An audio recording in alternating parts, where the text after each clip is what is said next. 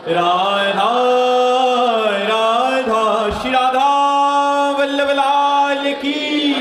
महाराज जी, मैं भगवान जी से मिलकर उनसे वार्तालाप करना चाहता हूँ। आपने एक बार कहा था कि जब किसी पर महापुरुष की कृपा होती है तभी भगवान उसे स्वीकार करते हैं। महाराज जी, मेरा प्रश्न है कि महापुरुषों का कृपा प्रसाद ग्रहण करने के लिए हमें क्या करना पड़ेगा? भगवान से प्रार्थना, भगवान की कृपा से संत महापुरुषों का मिलन। जब द्रवहि दीन दयालु राघव तो साधु संगति पाइए। जब भगवान द्रवित होते हैं, कृपा करते हैं, तो संतों का संग देते हैं। और जब संत सेवा समर्पण आदि का भाव देख करके वो कृपा करते हैं, तब अंदर उसके सद्गुण प्रकट होते हैं और वो भगवान के भजन में तन्मय होकर के भगवत प्राप्ति की लालसा से युक्त होता है। और भगवत प्राप्ति की लालसा भगवत प्राप्ति कराती है। और जब भगवत प्राप्ति कराती है तो बातचीत ही नहीं, खेलना भी होता है। प्रभु के साथ खेलते हैं भक्तजन, भक्तों के साथ भगवान खेलते हैं। ऐसा नहीं है कि केवल लिखी पढ़ी बातें हैं।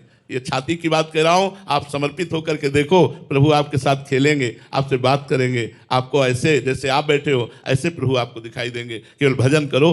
तो महापुरुषों की कृपा प्राप्त होती है भगवत कृपा से।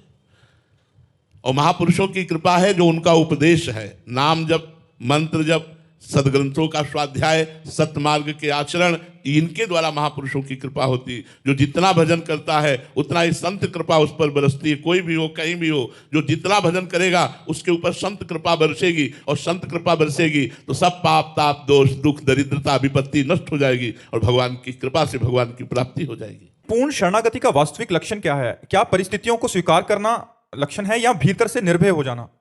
निर्भय, निसंकोच, निश्चिंत, निशोक, ये स्थितियां जागृत होती है। कोई चिंता नहीं, कोई शोक नहीं, कोई भय नहीं। किसी भी तरह की परिस्थिति हो, अपने इष्ट का विस्मरण ना होना, हर समय अपने इष्ट में ही चित्तवृत्ति लगे रहना, ये पूर्ण शरणागत का लक्षण है। उठते बैठते, खाते पीते, चलते फिरते, सोते जागते, हर समय प्रभु का नाम चल रहा है, प्रभु का चिंतन चल रहा है। हर परिस्थिति का स्वागत है, क्योंकि मेरे प्रभु के विधान के द्वारा रची गई है। हमें किसी भी परिस्थिति में भय या शोक आदि न लगे तो समझ लेना चाहिए कि मैं प्रभु का पूर्ण शरणागत हो रहा हूँ। जब एक भरोसो, एक बल, एक आस विश्वास, एक राम घनश्याम हित चातक तुलसीदास। अपने इष्ट का ही भरोसा, इष्ट की ही आस, इष्ट का ही बल, इष्ट की ही चाह, तो समझ लेना चाहिए हमारी पूर्ण शरणागति हो गई।